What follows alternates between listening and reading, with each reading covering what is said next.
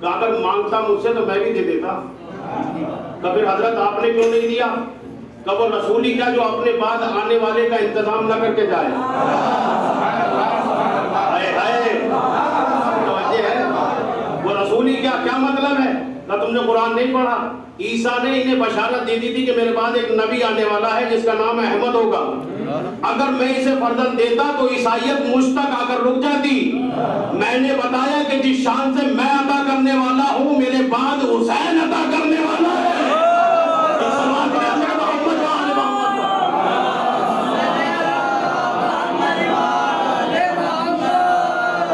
क्या हुआ है?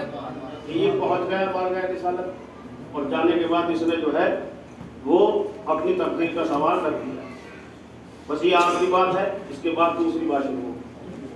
मगर गौर कीजिएगा, क्योंकि बात बहुत है। जाने के बाद इसने अपनी बात रखी तो सही, आने की हिम्मत तो की, ऐसे ही तो चला नहीं गया होगा। जब कहीं से कुछ सुना होगा जब ही तो रिसालत तक पहुंचा होगा।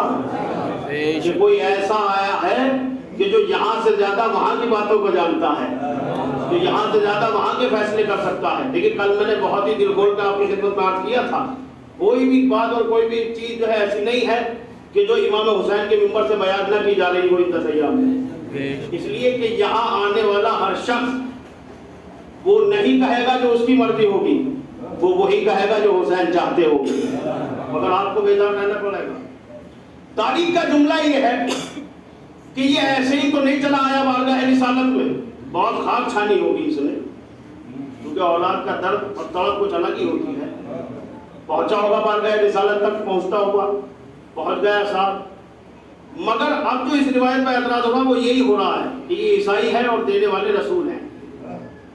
अगर करता तो जनाबे अपनी कौम के बड़े बड़े आलिमों को वसीला बना, कहीं और जाता ये खुद भी आलिम, किसी और को भी वसीला करार दे सकता था। मगर इसने ऐसा नहीं किया। अब यहाँ सवाल ये कायम होता कि पूछो इससे कि इसने क्यों ऐसा नहीं किया। किसी और बारगाह में भी तो जा सकता था। ये आखिर मुसलमानों की तरफ क्यों रुजू किया? वारिस इस्लाम की तरफ क्यों आया? मालिक इस्लाम की तरफ क्यों आया? क्या इसलिए आया कि मैंने अपनी पूरी कौम की ताकत मुबाहिले में देख ली थी।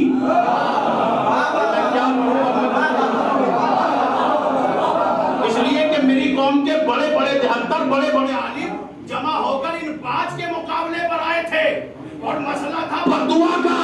तो जब मेरी पूरी कौम के आलिम बद्दुआ के मुकाबले पर न ठहर सके तो दुआ के मुकाबले था।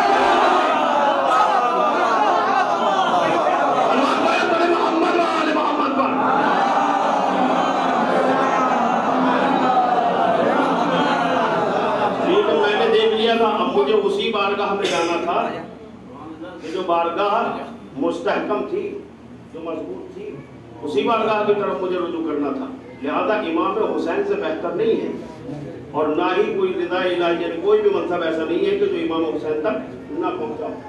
ये अलग बात है कि हम और आप जिस मजलिस आज़ा में शरीक हुए हैं, ये मजलिस आज़ा भी मुकद्दर वालों को नसीब होती है।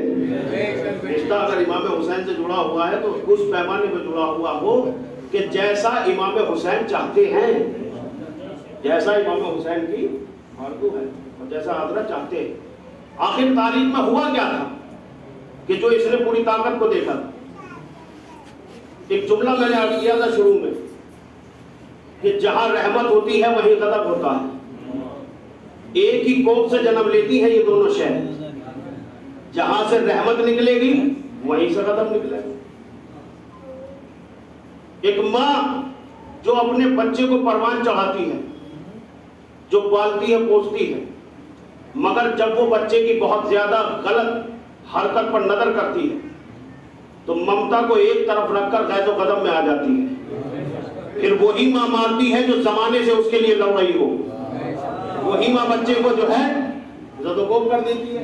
आखिर ऐसा क्यों होता है? क्या इसलिए कि जहां से रहमत को हमने करार दिया है वहीं से गज़ब भी निकल जाएगा। लम्हा बदलेगा, मुद्दे दो ही रहेंगे, एक ही जात होगी। अगर यहां से समझ में नहीं आ रहा है तो इतना समझ लो, रास्ता दरियाए नील का एक है। मुझे नहीं पता आप कैसे सुन रहे हैं, मैं किसी मंजिल तक ले मूसा की जिद्दी कौम, बिगड़ी हुई कौम पूरे उरूज पर थी। कहा एक रास्ते से नहीं जाएंगे, 12 रास्ते बनाओ, अलग अलग तरीके से जाएंगे। मैंने कहा रास्ते 12 तो बना दिए मूसा ने, मगर ये भी बता दिया कि अगर रहमत के रास्तों का तलाश करना है तो वो सिर्फ 12 ही होंगे।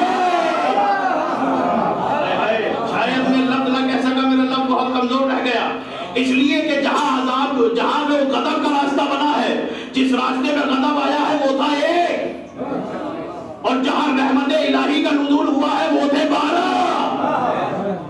समझ रहे हैं?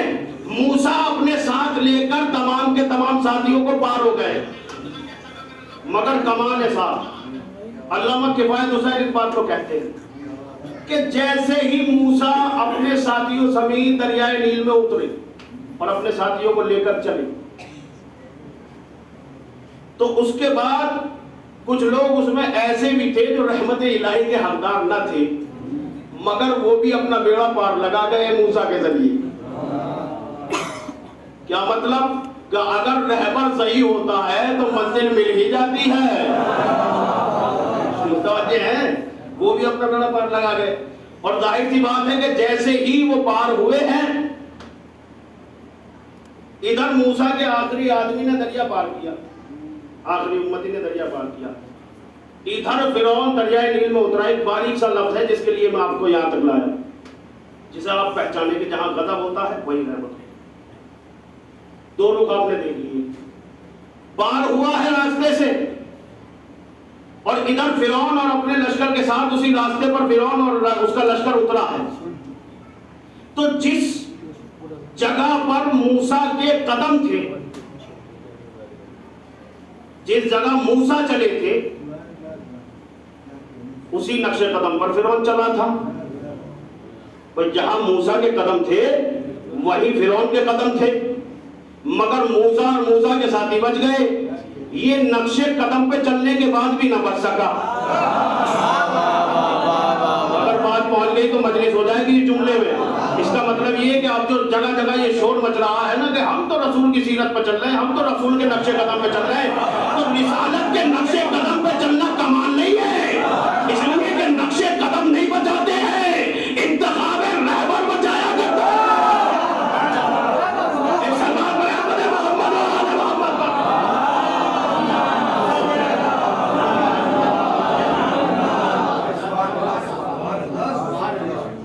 अच्छा, एक रिवायत इससे मुतमस्सिक है, ये रिवायत भी पाई गई है साहब।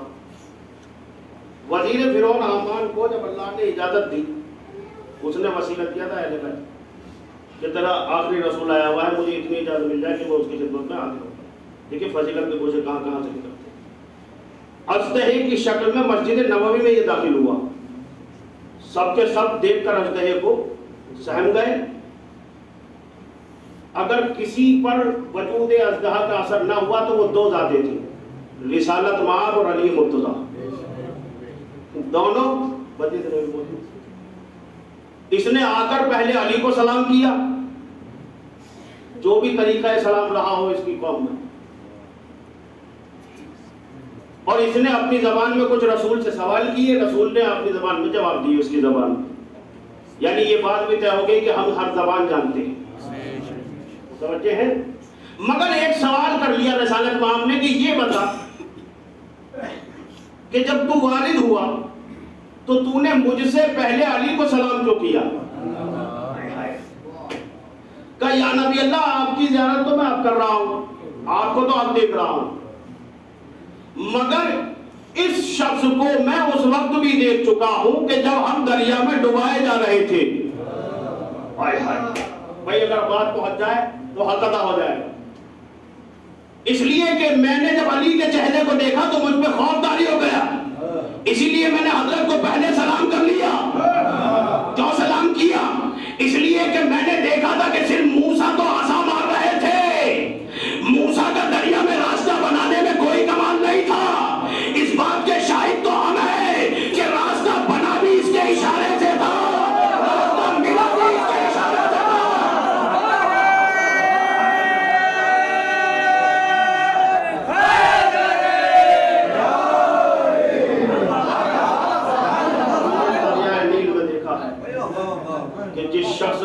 रास्ते को बनाया था वो भी ये शख्स है, और जिसके हुक्म से रास्ता मिटा था और पानी में तदल्लुल पैदा हुआ था, उस जात का नाम भी अली है। बस आखिरी बात रहमत तमाम कर रहा हूँ। इसका मतलब क्या है साहब? मूसा तो पार हो गए अपने लश्कर के समेत, और फिरौन डूबने लगा। जब फिरौन डूबने लगा तो उसने बार बार मूसा को पुकारा। आखिरी वक्त में बार बार मूसा को पुकारता रहा, मूसा मुझे बचा लो, मैं ईमान ले आया। मूसा बचाओ मुझे, मैं ईमान ले आया तुम्हारे रब पर, मैं ईमान लेकर आ गया। जबकि ये वही था जो अपने आप को बड़ा रब कहलवाता था। छोटा मोटा रब नहीं हूँ, मुझे बड़ा रब कहो। मगर जब दरिया में इसकी पकड़ हुई है, अल्लाह ने रस्सी को टाइट किया है और इसे पकड़ लिया है, तो अब ये चिल्लाने लगा कि शायद कि मैं यहाँ से बच जाऊँ। बार बार मूसा को पुकारता रहा। यहाँ से ये भी पता चलता है कि परवरदिगार आलम अपने बंदों को चाहता कितना है। परवरदिगार आलम अपने बंदों को चाहता कितना है, जरा लो तो लगा कर देखो अल्लाह से, चरागे दिल को चलाकर तो देखो उसके लिए, तब तुम्हें पता चलेगा तुम्हारे दिल में ही उसकी सिफात का जलवा होगा, और वो हर वजूद से जाहिर कर देगा कि वो तुम्हारे साथ है।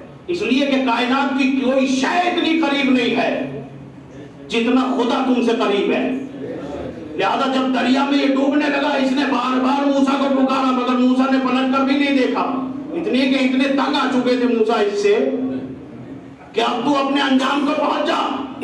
मगर आवाज़े कुदरत आई, मूसा फिरौन डूब रहा है, परवरदिगार डूबने दे, कब तुम्हें पुकार रहा है, कब मैं मदद नहीं करूंगा। पर एक मतलब अल्लाह ने कहा कि ये कितना बेवकूफ है, न जिंदगी में मुझे समझ सका, न मरने के बाद मुझे समझ रहा है। इसलिए कि ये तुम्हें बार बार पुकार रहा है कि मूसा बचाओ, मगर तुम होके पलट के देख नहीं रहे हो। काश ये एक मर्तबा मुझे पुकार लेता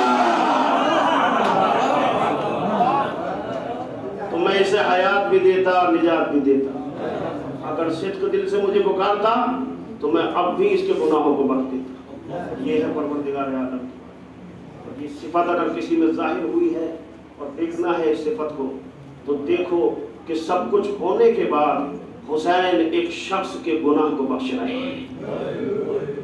उनसे ये कह रहे हैं कोई बात नहीं, और तुम हमें घेर कर लाए हो, कोई बात नहीं, तुम्हारी वजह से हम प्यासे हैं, कोई बात नहीं, तुम हम तक आ गए, ये बहुत बड़ी बात है। इसलिए कि हुसैन तक आने में देर हो सकती है, निजात पाने में देर नहीं हो सकती। दुनिया वाला आज की तारीख जनाब ज़ैनब के शहजादों से मंसूब है। चंद जुमले पढ़ूंगा और रहमत को तमाम करूँगा। आज की तारीख को मंसूब है शहजाद के लाडलों से, जनाब और मोहम्मद।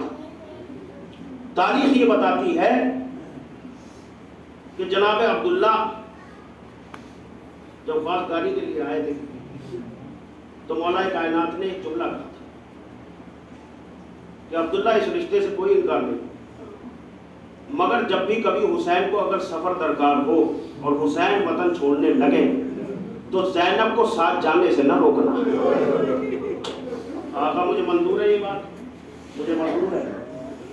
देखिए कल से मुझसे ये कहा जा रहा है मसाइब आप ज़्यादा पढ़िए, आप कम पढ़ रहे हैं, क्योंकि मैं एक जुमले में रब्त कहते हैं और जैसे ही आपको आंसू बुलंद होते हैं, आवाज़ें बुलंद होती है, उतर जाते हैं। मगर आज मैं ठहर के पढ़ना चाहता हूँ। जुमला ये है, ये बात तय हो गई, जनाबाद हुआ, शादी हुई, अल्लाह ने नेमत से नवाज दिया। अब वो वक्त आया है कि जब हुसैन मदीना छोड़ रहे हैं। मदीना छोड़ा तो जनाब ज़ैनब को बुलाया, बहन मैं जा रहा हूँ। बहन ने भी कह दिया भैया मैं तुम्हारे बगैर नहीं रह सकती, मुझे भी साथ साथ जाना है। कि मौला क्या मुझे इजाजत है कि मैं ज़ैनब से मुलाकात कर लूं? क्या ज़ैनब तुम्हारी ज़ौजा है, तुम मुलाकात कर सकते हो। एक खैमा लगा दिया गया और जनाब ज़ैनब उसमें तशरीफ फरमा हुई, हजरत भी वहां पहुंचे। इससे पहले कि जनाब अब्दुल्ला कुछ कहते, जनाब ज़ैनब ने पहला ही जुमला कहा कि मैं जानती हूं अब्दुल्ला, अगर आप मुझे लेने के लिए आए हैं तो मैं शौहर के हुकूक से वाकिफ हूं, मुझ पर वाजिब हो जाएगा कि मैं आपके साथ चलूं, तो मैं चली तो जाऊंगी, मगर ज़ैनब यहां से जिंदा नहीं जाएगी। ज़ैनब का लाशा होगा जो तुम्हारे साथ जाएगा, इसलिए कि तुम खूब जानते हो मैं हुसैन के बगैर रह नहीं पाती। जनाब अब्दुल्ला ने भी रोके एक जुमला कहा, शहजादी है, अली की बेटी है, फातिमा की लाडली, मैं तुम्हारे विकार और तुम्हारी अजमत से खूब वाकिफ हूँ। मैं तुम्हें लेने के लिए नहीं आया हूँ, बल्कि तुम सफर में जा रही हो, मैं 2 सदके साथ लाया हूँ ताकि हुसैन का सदका उतार सकूं। अगर हुसैन पर कोई मुसीबत का वक्त आ जाए तो एक को अपनी तरफ से कुर्बान कर देना, एक को मेरी तरफ से कुर्बान कर देना।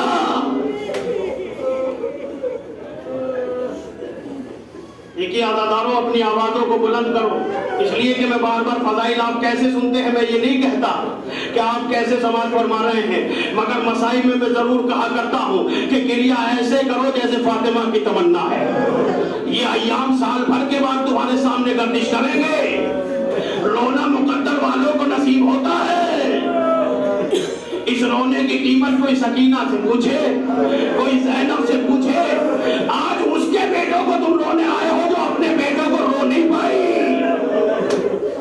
जो जब भी रोई तो हुसैन को रोई।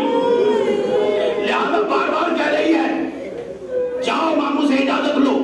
कामा मामू हमें इजाजत नहीं देते, यहाँ तक कि जनाब ज़ैनब ने रुख फेर लिया, मैं दूध नहीं बख्शूंगी, मैं तुमसे बात नहीं करूंगी, ऐसा ना हो कि अकबर तुमसे पहले चला जाए।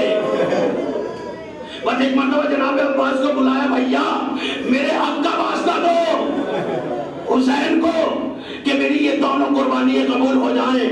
लिहाजा जनाब अब्बास ने जब सिफारिश की है, दोनों को इजाजत मिली है। जनाब ज़ैनब ने अपने हाथों से सजाया है दोनों शहजादों को और हाथों को जोड़ के एक जुमला कहा कि मेरे लाडलो, मैं जानती हूँ तुम जाफर तैयार के पोते हो, तुम अली के नवासे हो, यकीनन जब तुम हमला करोगे तो फुरात मिल जाएगी, मगर इतना ख्याल रखना कि फुरात तक जाना जरूर, मगर कोई पानी का कतरा न पी लेना, वरना ज़ैनब का शीर लोगों की हदों में आ जाएगा। ज़ैनब के दूध पर सवाल खड़े हो जाएंगे कि अम्मा हम वादा करते हैं हम महल तक जाएंगे जरूर, मगर कोई कतरा नहीं पिएंगे। तारीख ने लिखा कि एक को अब्बास ने सवार किया कराया, दूसरे को हुसैन ने सवार किया कराया। ये दोनों लाडले मक्तल की तरफ बढ़े, ऐसा हमला किया कि फिसले साथ के खैमे के बराबर आ गए और फिसले साथ ने हुक्म दिया कि तमाम फौज मिलकर ज़ैनब के लाडलों को घेर ले। एक के सर पर किसी मलून ने तलवार मारी और एक के सर पर गुर्द लगा, दोनों निढाल होकर जमीन पर गिरे। मामू को बुलाया, आखिरी जुमले हैं, जनाब अब्बास और इमाम हुसैन में साफ्ता मक्तल की तरफ दौड़े और दोनों शहजादों को जब उठाया तो देखा अभी रमक़ जा मौजूद है। लिहाजा खैमे में आए। अब तक खैमे की तारीख ये थी कि जब भी कोई जनाजा आता था जनाब ज़ैनब पहले आती थी, मगर जब ये दोनों शहजादे आए हैं ना, इन दोनों के लाशें आए हैं, तो ज़ैनब मौजूद नहीं थी, इसलिए कि ज़ैनब पहले कह चुकी थी कि भैया तुझे रहूंगी, अपने लाडलों को नहीं रहूंगी। मीर अनीस ने अजीब कयामत का बंद लिखा है कि इनके लिए गरश बहाऊं तो कसम लो, कर ध्यान भी दिल में कोई लाऊं तो कसम लो, चादर भी जो लाशों पर उड़ाऊं तो कसम लो। अरे सब रंजो बहाल सब्र की नींदा में तुलेंगे, ये बाल तो भैया तेरा लाशों पर खुलेंगे।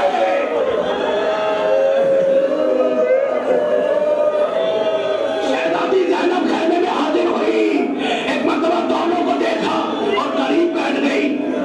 देखा कि कुछ शहजादे लब को हिला रहे हैं, जान मौजूद है, हल्के हल्के लब हिल रहे हैं और दोनों ने नन्हे नन्हे हाथ जोड़ रखे हैं, लहू में तर है हाथ और हाथों को जोड़ रखा है। शहजादी ने अपने कान को करीब किया तो देखा क्या कह रहे हैं, अम्मा हमारा दूध बख्श देना, हमने कोई पानी का कतरा नहीं पिया। बस एक मरतबा ज़ैनब की निगाहों से हुसैन को देखा और देखने के बाद में कहा भैया मेरी ये कुर्बानी कबूल हो गई, आपने इस जंगल में ज़ैनब की इज्जत को रख लिया।